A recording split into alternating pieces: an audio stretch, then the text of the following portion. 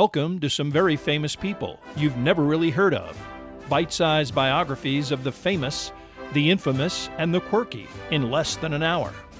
My name is Philip D. Gibbons, and there is more information about me, this podcast, and a bibliography at someveryfamouspeople.com. There are also photographs of many of the individuals and items mentioned in this podcast. At the conclusion of Part 1 of this presentation, there will be additional suggestions concerning further information about today's subject, John Wilkes Booth and the assassination of Abraham Lincoln.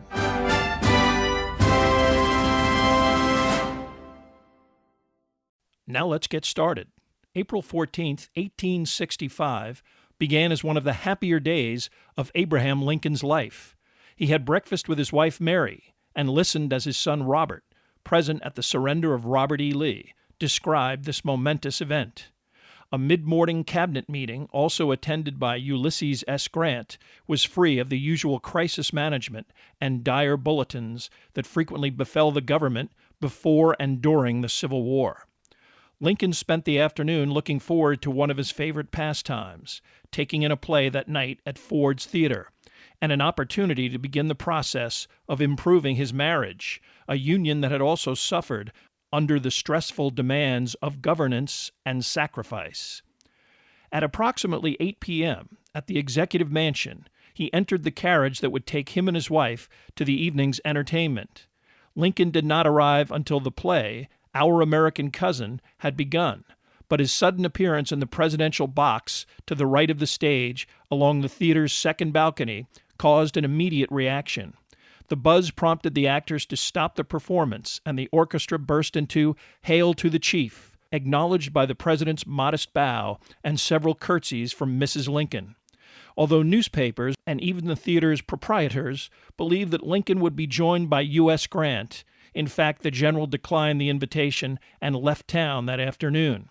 Lincoln's wife and Julia Grant did not get along. Ultimately, Lincoln was joined in the box by family friends Major Henry Rathbone and his fiancée, Clara Harris. The president did not settle in until 8:30 p.m. At 9 p.m., acclaimed actor John Wilkes Booth entered the theater to listen to a few sentences of dialogue and gauge exactly how much time was left in the performance. He then left immediately, knowing he had at least an hour, before he attempted to implement his own plan for the evening. In April of 1865, Booth was an American celebrity. Having earned as much as $20,000 a year, the equivalent of over $600,000 today, Booth was also described as the handsomest man in America and discreetly involved with Lucy Hale, the daughter of a U.S. senator. But Booth was also a Confederate sympathizer and a virulent racist who was enraged by Lee's surrender and negatively obsessed with Abraham Lincoln, especially after the president stated that black Union soldiers should be granted the right to vote.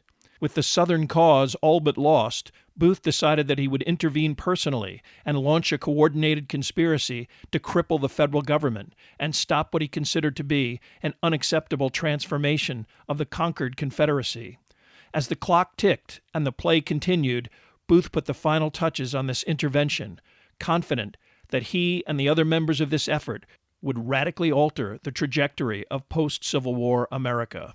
John Wilkes Booth was born in Bel Air, Maryland, on May 10, 1838. While he was ostensibly the son and 10th of 11 children of Junius Booth and his wife Mary Ann, Junius hid a scandalous secret.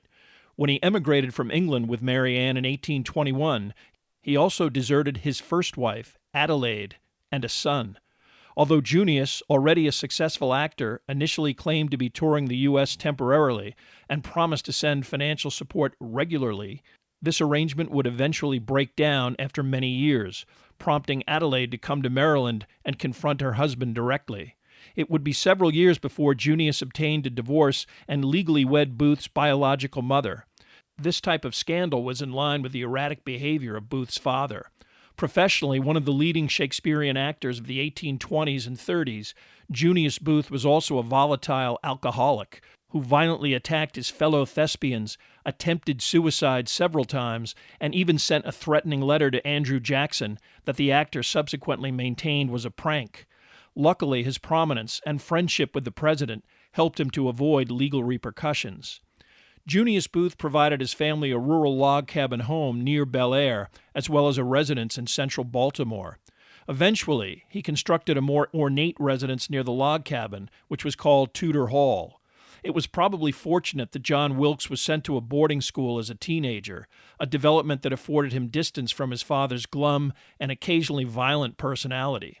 Junius also supported the family by touring, absenting himself for long periods. When John Wilkes was 14, his father was persuaded by his oldest son, Junius Brutus Booth, Jr., nicknamed June, to journey to California. June was a theater manager in San Francisco, and Junius Sr. heard his tales of potential prosperity in the region and resolved to go west, bringing another son, Edwin, with him. Edwin, 5 years older than John, was already performing with his father, and it was intended that both would find additional fame and fortune in Northern California. When this tour concluded, Junius Sr. began the long journey back to Maryland for the winter. While on a steamboat from New Orleans that was bound for Cincinnati, he contracted intestinal tuberculosis, possibly from contaminated drinking water, and died on November 30th, 1852. His wife had to travel to Cincinnati to pick up the coffin containing his remains. In early December, he was eventually buried in the city of Baltimore. Junius Booth Sr.'s death greatly altered John Wilkes Booth's childhood. With his two older brothers already pursuing acting careers, he became the man of the house. The absence of his father's sizable income forced Booth's mother to rent out Tudor Hall and attempt to farm the surrounding acreage. This proved to be difficult and ultimately unsuccessful. Edwin Booth, eventually encouraging the family to sell off the family livestock, rent out the home, and return to the city of Baltimore. Edwin also encouraged his brother's acting aspiration, lining up a potential position with an associate in Philadelphia in the summer of 1857. From the outset of his career, John Wilkes Booth wanted to be perceived as an individual and not his father's son, and if he flopped, he also did not wish to bring disgrace to the family name. Hence, he was initially billed as John Wilkes. Although Booth's acting career got off to a shaky start in Philadelphia, he co-starred with his brother Edwin in Baltimore in a rendition of Richard III and spent 2 years as a regular actor at Richmond's Marshall Theater. During this time period, the volatile politics of the U.S. would literally penetrate Booth's world in the state of Virginia when, on October 16, 1859, John Brown and his tiny band of abolitionists attacked the federal arsenal at Harper's Ferry. Quickly tried and condemned to hang, Brown's fate stirred a national uproar, and threats to stop the hanging by force prompted local members of various militias to head to the area to maintain order and oppose any additional armed attacks. Booth, although not an official member, spontaneously joined some of his theatrical associates in this effort. Philosophically, a supporter of slavery and geographically a Southerner, Booth held strong views about the issue and was even eager to participate in a violent confrontation with abolitionists. Although such a confrontation never materialized, Booth, like most observers, was greatly affected by the experience of both witnessing Brown's calm and courageous demeanor, as well as pride in participating in what he believed to be a just and necessary national service. Although Booth was fired from his theater company upon his return to Richmond, the uproar created by some well-connected comrades got him quickly reinstated. Booth eventually grew restless in Richmond and joined a regional Southern theater circuit that provided him with regular appearances and starring roles. It was during this tour in 1860 that financial necessity, as well as a rising reputation, compelled the actor to allow a billing under his family name. The election of Abraham Lincoln in November of that year found Booth on hiatus in Montgomery, Alabama, amidst subsequent calls of secession, a perspective he did not share at the time. Like many Americans, he doubted that actual war would ever break out. As Montgomery was the headquarters of his acting company, Booth spent some time there, amusing himself with the company of an 18-year-old named Louise Worcester, a beautiful employee of a house of ill repute. But his openly outspoken criticism of secession, frequently while under the influence in upscale establishments throughout the city, forced him to ultimately leave, his safety no longer guaranteed. For Booth, his flight from the Deep South would begin a period of impermanence that would continue for the rest of his life. Frequently touring, He would live in hotels, and during breaks and engagements would reside with friends or relatives, never with a home to call his own. A spendthrift who lived beyond his means, Booth was even known to stiff creditors, despite working regularly throughout 1861. Also continuing his lecherous ways, he was stabbed in late April by a female co-star in Albany, New York, after she discovered that he had also seduced his other female co-star. The wound was across his forehead, but near the hairline, and not visible through a strategically placed forelock. Booth's personal distress was also compounded by the political crisis gripping the nation. Baltimore was involved in a riot of a mob intent on stopping troops from northern states from reinforcing Washington, D.C. The resulting violence would kill both soldiers and civilians, and the bitterness of secessionist Baltimore residents, placed under martial law following this unrest, propelled the country ever closer to an armed conflict. During this time period, John Wilkes Booth was quite outspoken in his hostility towards abolitionists, but this emotion never led to his enlistment in the Confederate Army when the Civil War finally broke out in April of 1861. Although several explanations have been offered for this omission, including an extreme fear of the sight of blood and a promise to his mother that he not get himself killed in the conflict, this lack of commitment remains unexplained. Instead, Booth continued his career as an actor, intent on appearing in New York or Boston. But based on his lack of professional stature, he had to settle initially on St. Louis and then Chicago, where his depiction of Richard III earned him praise as a genius from the Chicago Tribune. From there, it was on to a triumphant return to Baltimore in a theater owned by John T. Ford, who also ran a similar establishment in Washington that would feature prominently in Booth's future. Next was New York, where Booth played to a packed and enthusiastic house for 3 weeks in April of 1862. Strangely, it was Booth's only long-term engagement in the city, probably because he did not wish to compete with his brother Edwin, who was intent on returning to Manhattan after a stint in Europe. Booth's performance was a smorgasbord of brief renditions of various roles from Shakespeare and other popular plays of the period. His New York performance was strong enough to earn him an appearance in Boston. Performing steadily until June of 1862, Booth decided to take a break and spent the rest of the summer at Tudor Hall. The home, unrented, now in disrepair, and the fields overgrown. It was a bleak option for Booth, whose personality seemed to have undergone a drastic change, noticeable to his family. He was quick to anger, frequently drunk, casually brandished weapons, and talked at length with himself, a genetic inheritance perhaps exacerbated by the pressure of maintaining high performance standards at the age of 24. Additionally, a fall engagement in Philadelphia was unsuccessful, Booth's first failure after a succession of positive appearances. Booth rebounded in Washington, D.C. in the spring of 1863 and actually performed for Abraham Lincoln at Ford's Theater. The president was personally impressed by Booth's talent and told actor acquaintances that he would like to meet the emerging star. Several individuals approached Booth with this request, but he always remained unreceptive to the idea, and an introduction never occurred. Lincoln was not the only person fascinated with the young actor. Booth received numerous letters from women, smitten by his handsome features and charismatic stage persona. These he either tore into pieces or ignored entirely, already completely preoccupied with complicated relationships involving the various leading ladies and other remarkably attractive women who aggressively crossed his path. Although history has depicted Booth as a hardened villain, he was popular, convivial, and well-liked, especially by women and the lower-class people he encountered in his professional life. Booth was also wealthy. When working, he earned between $500 to $1,000 per week, once taking in an estimated $40,000 in a 15-month period. He suddenly became thrifty with his money, investing in government bonds, aiding his brother Edwin's purchase of a house in New York, and even investing in real estate on Boston's Commonwealth Avenue. Unfortunately, the terrible toll of the Civil War and the Emancipation Proclamation only additionally embittered Booth. He spent much of 1864 performing in the Midwest and even in captured federal territory, including New Orleans, where he was demoralized by the sight of Union soldiers occupying the most prestigious city of the Deep South. This was followed by 5 weeks in Boston in a successful run, but behind the scenes, Booth was a physical wreck.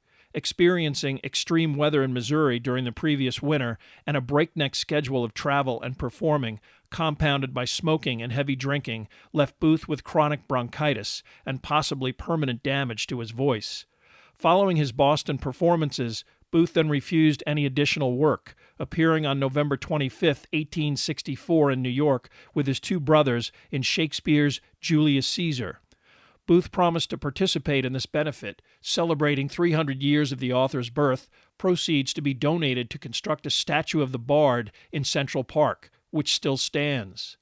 Simultaneously, perhaps prompted by a potential need to develop another source of income, Booth began investing in oil exploration in western Pennsylvania. Unfortunately, this ultimately failed venture drastically depleted Booth's assets and strapped the already overextended actor. The conclusion of 1864 also found Booth frustrated by his personal lack of participation in the doomed Confederate cause, a frustration that ultimately turned to obsession over the concept that he was a coward for avoiding the conflict. It was this obsession that would prompt Booth's fantastic scheme to radically alter the course of the Civil War by abducting Abraham Lincoln.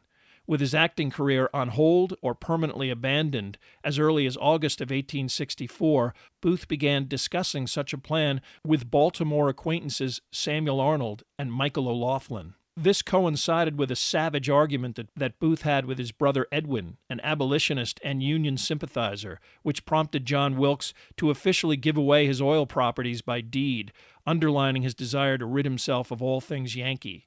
He also resolved to leave Northern Territory and made his way to Montreal, where he laid the groundwork for potential flight by opening a bank account and acquiring a bill of exchange, a traveler's check of the time period. Montreal was also a hotbed of expat Confederate agents, and one of these individuals provided Booth with letters of introduction to prominent rebel sympathizers in Maryland, including Dr. Samuel Mudd. In November of 1863, Booth would purchase weapons and horses and meet personally with Mudd in Bryantown, Maryland. What they discussed remains controversial, but Mudd subsequently introduced Booth to two other Confederate activists, Thomas Harbin and John Surratt, Jr. Harbin was a discreet but very capable Confederate spy in the region. Surratt was a youthful but zealous courier who frequently informed the Confederate military of Union troop movements in Maryland. Although Mudd, Surratt, and Harbin sympathetically listened to Booth's schemes to abduct Lincoln, they were personally alarmed by both Booth's unstable personality and excessive alcohol consumption. John Surratt, Jr. would be further distracted by the death of John Surratt, Sr., and hard times which prompted John Jr.'s mother, Mary, to lease out the family tavern on the D.C.-Maryland line and relocate to another family property, a boarding house in metropolitan Washington. However, Booth would eventually frequent this boarding house and use it as a headquarters to further instigate the Lincoln kidnap conspiracy. Booth also reconnected with Arnold and O'Laughlin, getting the two men to transport a buggy and weapons into D.C., meant for use in the plot. Surratt also purchased a boat capable of transporting up to 15 people and left it in the care of another sympathetic recruit, George Atzerodt, a German immigrant who made a living routinely circumventing the Potomac River Union blockade. John Wilkes Booth subsequently spent several months attempting to coordinate a feasible plan to abduct the president. He proposed kidnapping Lincoln during the president's frequent trips to visit wounded troops at the Soldiers' Home on the outskirts of the capital, on the president's occasional impromptu carriage rides, which transpired with little security, and even at Ford's Theater itself, which Lincoln frequently attended, and Booth had both unlimited access to and specific knowledge of. But none of these proposals ever amounted to any substantive efforts, the most glaring failure the absence of Booth to do anything at all, despite his and other conspirators' photographically documented presence only a few feet away from President Lincoln during the inauguration on March 10, 1865. Booth's access to the inauguration was the result of his ongoing and serious romance with Lucy Hale, the daughter of Senator John Hale of New Hampshire. Booth and the Hales lived in the same hotel in Washington, and the handsome actor and very attractive 24-year-old first met in 1863. Unlike some of Booth's other, more sordid romantic entanglements, this relationship followed the traditional courtship mores of the period, with attendance at formal dancing events and the exchange of flowery letters. But it was also complicated by the senator's appointment as minister to Spain, a posting that required the family's relocation to Europe. Lucy Hale would actually officially break up with Booth at least once, only to resume seeing him again. What Lucy's actual intention was in April of 1865 is still disputed, but it was clear that, despite its unpublicized nature, this was a serious relationship. John Wilkes Booth made his last stage appearance at Ford's Theatre on March 18, 1865, as the nefarious Duke of Pescara in the drama The Apostate. A benefit for a fellow actor, Booth was by now in serious financial straits, having to borrow money from his circle of conspirators. Another inept attempt by this group to kidnap the president the day before only convinced all concerned that such an operation was impossible, and that they might even be under official surveillance. For the time being, it was decided that it was wise for everybody to leave town. Booth went to New York, where he spent some time with Lucy Hale, his motives also unclear, as Lucy still fully intended to leave for Spain in a month. Booth eventually made his way back to Washington and made a half-hearted effort to organize his group of collaborators for an attempt at kidnapping Lincoln from an opera performance. But the president didn't even show up, and even the most ardent plotters either remained on the lam or gently told him to give up the idea. Finally, Booth reluctantly came to the same conclusion. In April of 1865, John Wilkes Booth was a very depressed 27-year-old. His career in shambles, his fortune gone, and involved in a volatile and passionate romantic relationship that was probably going nowhere, only added to his general agonizing over Confederate collapse. To former colleagues and associates, he seemed perpetually intoxicated, unstable, and possibly mentally unhinged. To one, he even publicly ranted that he had missed a golden opportunity to assassinate Lincoln at the inauguration, a comment that in the moment was ascribed to alcohol and bitterness, but still indicative of Booth's wayward state of mind. This mentality seemed to snap completely upon hearing Abraham Lincoln promise in an April 11th speech delivered from the White House itself that black soldiers who served in the Union Army should be granted the right to vote.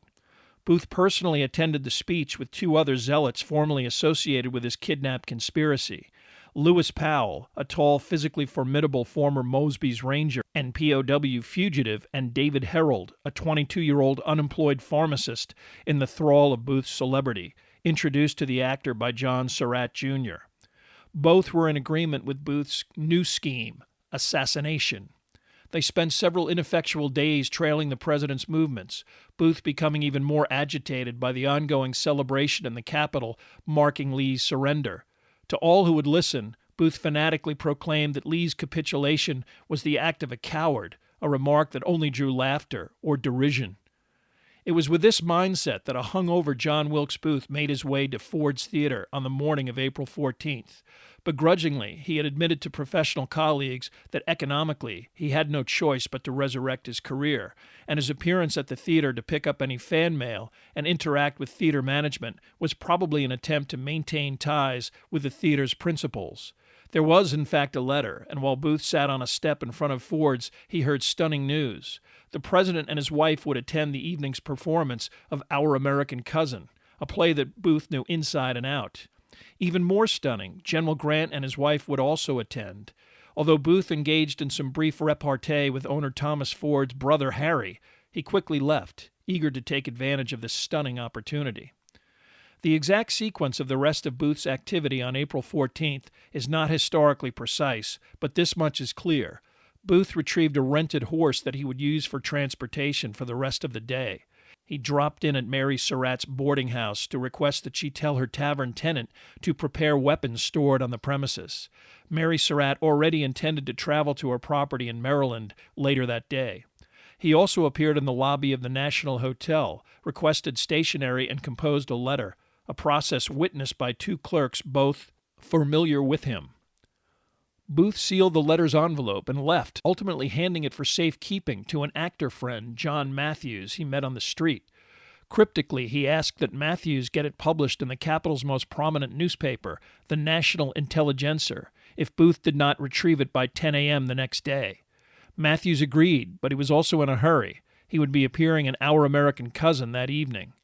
Next, Booth brazenly paid a visit to Kirkwood House, the temporary hotel residence of Vice President Andrew Johnson. Here he left a handwritten, personally signed note card inquiring if the vice president was in. most likely to determine if Johnson was actually still present at the hotel. A clerk placed it in a box with the rest of the VP's mail. Booth then returned to Ford's Theater at approximately 5 p.m., encountering a stagehand he knew named Edmund Ned Spangler. Spangler had previously helped Booth construct a private locked stable in a nearby alley behind the theater. The actor locked a smallish mare in the enclosure and told Spangler he was off to get a drink. Most likely, it was at this point that Booth slipped back inside of Ford's and made additional preparations for the task ahead. Then it was back to the National Hotel for what Booth sensed would be the last time. He must have been quite emotional as he assembled the essentials for his mission and prospective flight to safety in the Deep South: a hat, frock coat, dress black pants and shirt, and riding boots with spurs. Also, he took some personal items, including a compass, cash, his bill of exchange from Canada, a small date book, pencil, and 5 souvenir photographs of female acquaintances, including Lucy Hale. Most importantly, Booth then selected the weapon he intended to use to assassinate Abraham Lincoln. Although he had several revolvers at his disposal, Booth settled on a one-shot, .44 caliber Derringer, a small, easily concealed weapon. Stealth, as well as malevolence, probably dictated this choice. The tiny pistol, capable of firing a spherical lead ball that from close range would be lethal, and Booth fully intended to get as close as possible. Not wanting to be victimized by a misfire, Booth waited for this moment to hand-load fresh gunpowder and a percussion cap. He also put a long, sharp Bowie-style knife in his coat pocket, presuming that he might encounter individuals intent on either preventing his attack or subsequently detaining him. At 7 p.m., Booth was observed leaving the hotel for the last time, his large steamer trunk and suitcase left behind. Booth then walked to Herndon House, the residence of Lewis Powell, most likely paid for by Booth. Here he met Atzerodt, Powell, and Herold. In a tense meeting, Booth explained what he wanted from each man. Atzerodt would stab and shoot Andrew Johnson. Powell was to make his way to the home of Secretary of State William Seward, a powerful member of the cabinet, and kill the outspoken abolitionist. Herold, more familiar with the capital streets, would guide Powell along the way. Booth vowed to go to Ford's Theater and shoot Abraham Lincoln. Booth explained that kidnapping the president and even other members of the government would have little impact on the current political situation. Only a triple assassination of the heads of state would provide the shock necessary to derail the current course of events.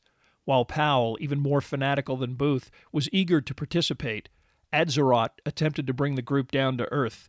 Kidnapping was one thing, but murder he refused outright. Initially, Booth explained that Atzerodt had no choice. He would be implicated regardless, and when the apprehensive immigrant still resisted, Booth became physical and threatened to, quote, blow his brains out, unquote.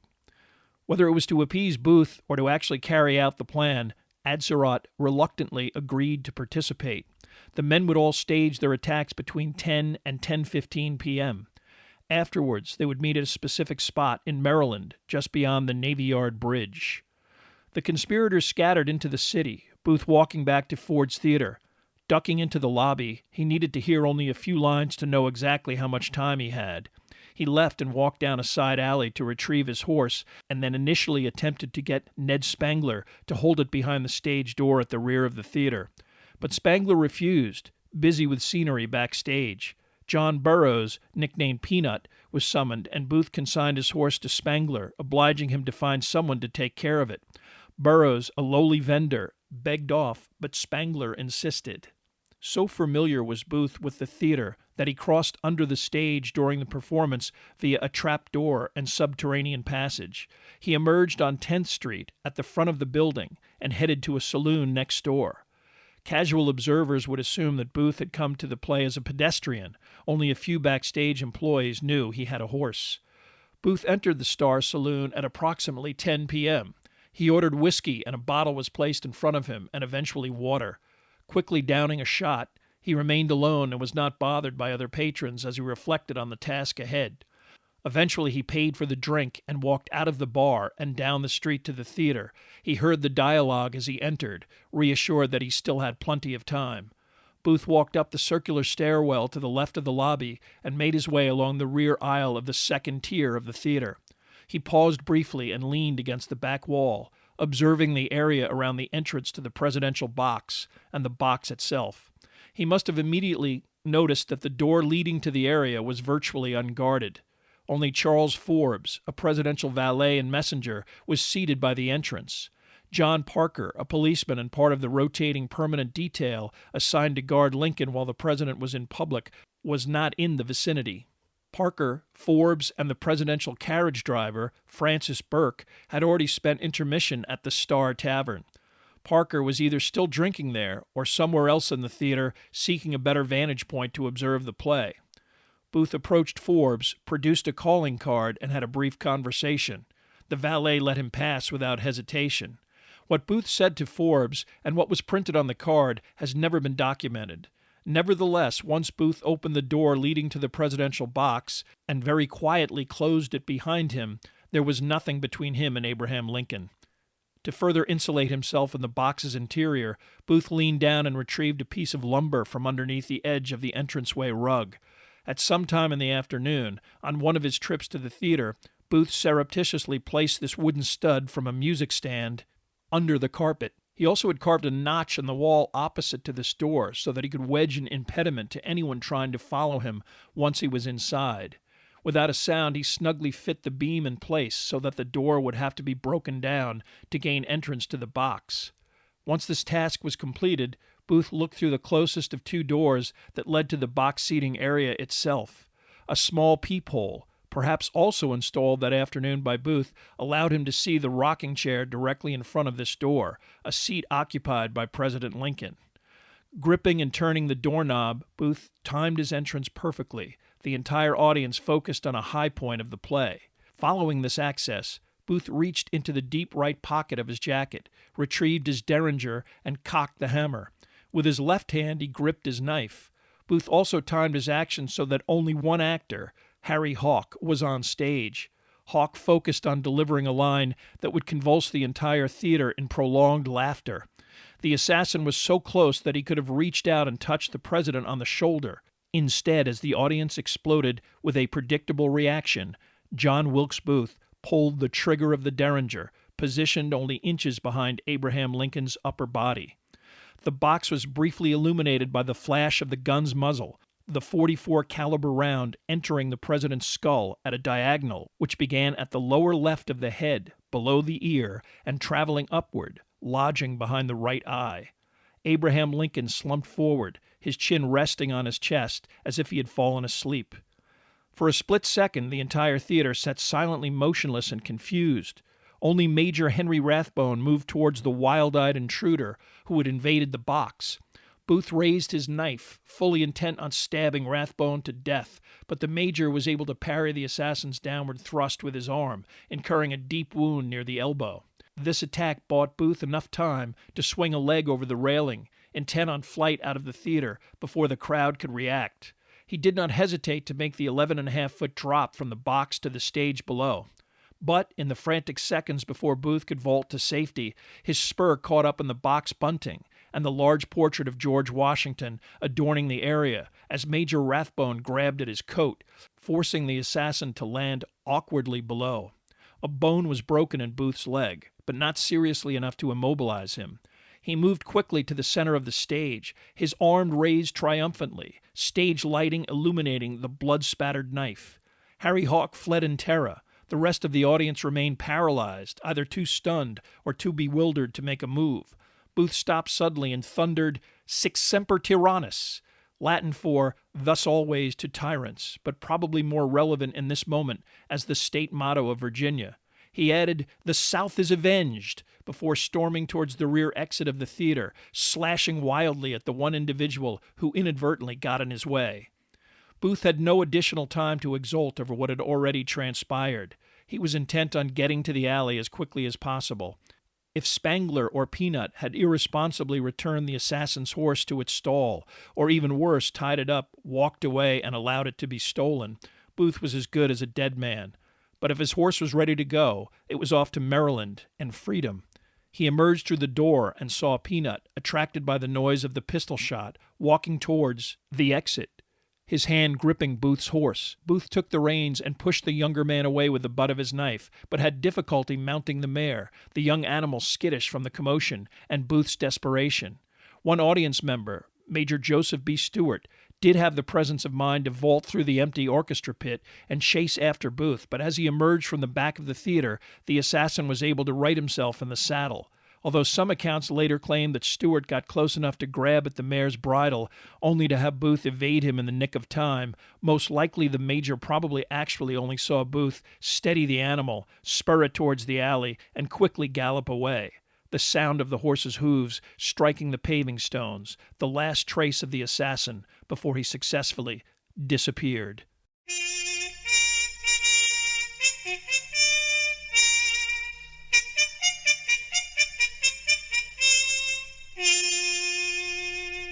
Thank you for listening to part 1 of this podcast about John Wilkes Booth.